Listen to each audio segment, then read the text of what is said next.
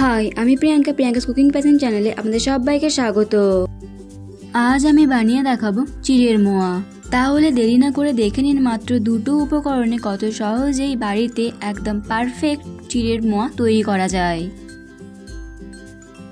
সবার প্রথমে কড়াইয়ের মধ্যে নিয়ে নিচ্ছি 150 গ্রাম চিড়ে। তবে চিড়েটা কিন্তু চেলে নিতে হবে। আপনারা নিজেদের পরিমাণ অনুযায়ী চিড়েটা কমিয়ে বা বাড়িয়ে নিতে পারেন। গ্যাসের ফ্লেমটাকে লোতে রেখে 3-4 মিনিট সময় ধরে চিড়েগুলো ভালোভাবে ভেজে নেব।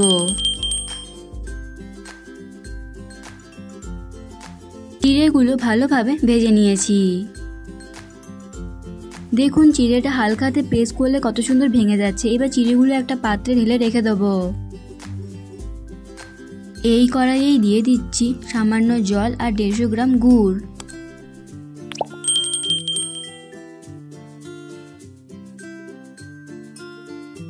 এবার গ্যাসের ফ্লেমটাকে হাইতে রেখে এটা রান্না করতে শুরু করব যতক্ষণ না গুড়টা জলের সাথে ভালোভাবে মিশে যাচ্ছে।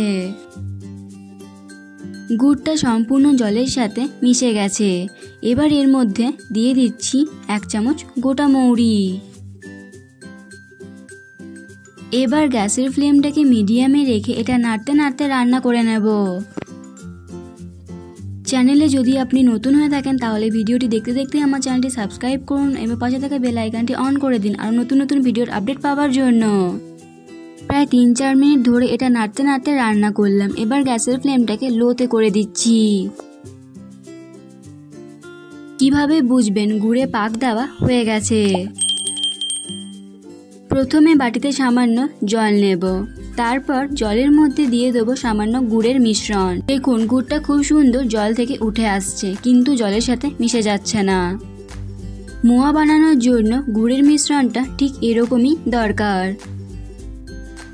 এবার গ্যাসটাকে বন্ধ করে দেব। তারপর দিয়ে দিচ্ছি আগে থেকে ভেজে রাখা চিড়েগুলো।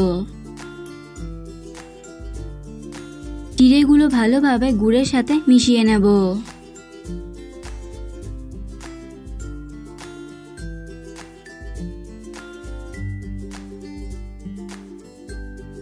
চিড়েটা গুড়ের সাথে ভালোভাবে মিশিয়ে নিয়ে এটা নামিয়ে দেব।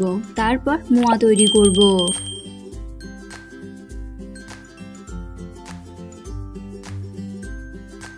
হাতে একটু তেল লাগিয়ে নিয়েছি। এবার এই মিশ্রণ থেকে অল্প অল্প চিড়ে নেব আর মোয়া তৈরি করে নেব।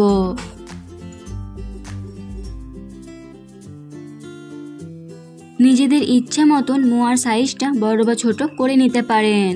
চিড়ের এই মিশ্রণটা গরম থাকতে থাকতেই মোয়াগুলো তৈরি করে নিতে হবে। ঠান্ডা হয়ে গেলে আর মোয়াগুলো তৈরি করা যাবে না। মাত্র দুটো উপকরণ দিয়েই খুব সহজেই তৈরি হয়ে গেল চিড়ের মোয়া। এই রেসিপিটি আপনাদের কেমন লাগলো অবশ্যই কমেন্ট করে জানাবেন। ভালো লেগে থাকলে লাইক এবং শেয়ার করবেন। আজ এই পর্যন্তই।